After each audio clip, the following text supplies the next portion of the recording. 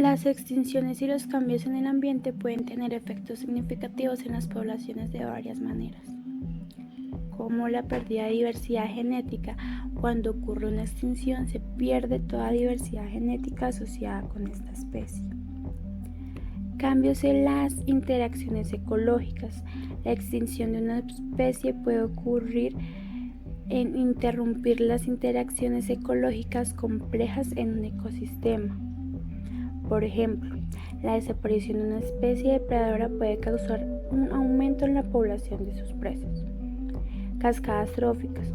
Las extinciones también pueden desencadenar cascadas tróficas, donde la pérdida de una especie en un nivel trófico determinado afecta a las especies en otros niveles tróficos. Por ejemplo, la extinción de una especie de plantas puede afectar a los herbívoros que dependen de ella. Cambios en la estructura del ecosistema. Los cambios en el ambiente, como el cambio climático o la deforestación, pueden alterar la estructura de los ecosistemas y afectan a las poblaciones de especies de diferentes maneras. Por ejemplo, el aumento en la temperatura puede hacer que ciertas áreas sean menos habitables para ciertas especies. Adaptación y evolución. Por otro lado, los cambios en el ambiente también pueden impulsar la adaptación y la evolución en las poblaciones. Aquellas especies que pueden adaptarse a los cambios ambientales tienen una mayor probabilidad de sobrevivir y reproducirse, transmitiendo sus rasgos. La evolución es un proceso que opera a través de mecanismos naturales como la selección natural, la deriva genética, la mutación y la migración. Estos mecanismos son impulsados por la interacción entre los organismos y su entorno, así como la variabilidad genética dentro de las poblaciones. Por ejemplo, la selección natural actúa sobre las variaciones heredables en las poblaciones, favoreciendo aquellas características que confieren una ventaja adaptativa en un entorno particular. Esto significa que los organismos con rasgos beneficiosos tienen más probabilidades de sobrevivir y reproducirse, transmitiendo esos rasgos a las generaciones futuras. No se requiere un ente racional para dirigir este proceso, ya que la selección natural es un proceso no dirigido que ocurre de manera automática, a través de interacciones entre los organismos y su entorno. La variabilidad genética y los cambios en el entorno son suficientes para impulsar la evolución de las especies a lo largo del tiempo. Las mutaciones, la selección natural y la selección sexual son tres procesos fundamentales que constituyen a la evolución de las poblaciones. Las mutaciones son cambios en el material genético que pueden ocurrir de manera aleatoria durante la replicación del ADN. La selección natural es el proceso por el cual ciertos rasgos o características que confieren una ventaja adaptativa son favorecidos y se vuelven más comunes en una población a lo largo del tiempo. La selección sexual es un tipo de selección natural que opera a través de la preferencia de apareamiento de ciertos rasgos por parte de los miembros del sexo opuesto.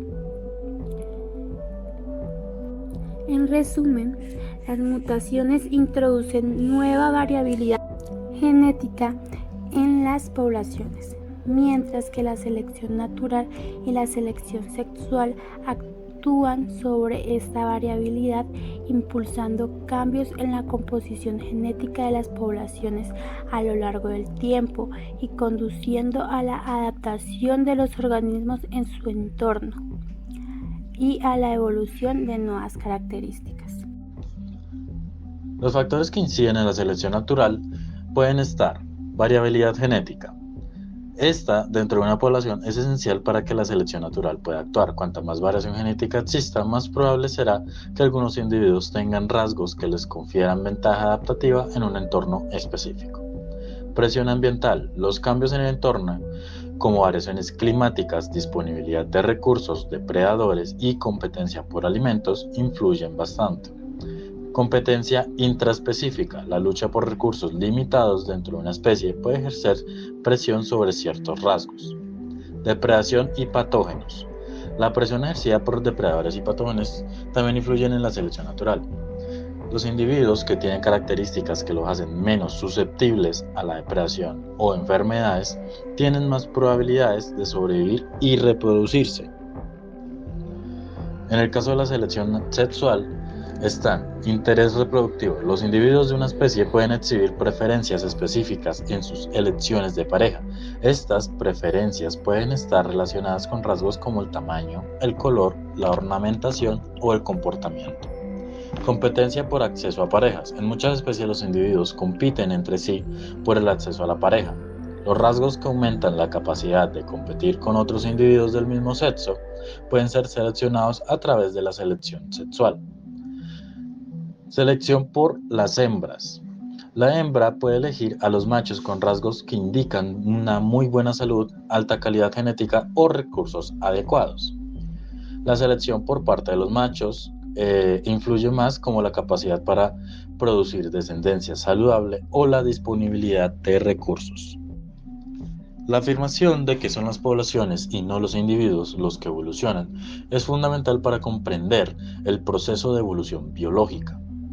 Algunas razones son: herencia genética. La evolución implica cambios en la frecuencia de los alelos de una población a lo largo del tiempo. Estos cambios se transmiten de generación en generación a través de la herencia genética.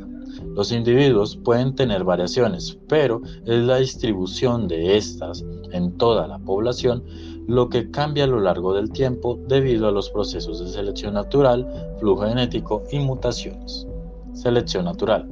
Actúa sobre las características fenotípicas de los individuos en función de su adaptación al entorno.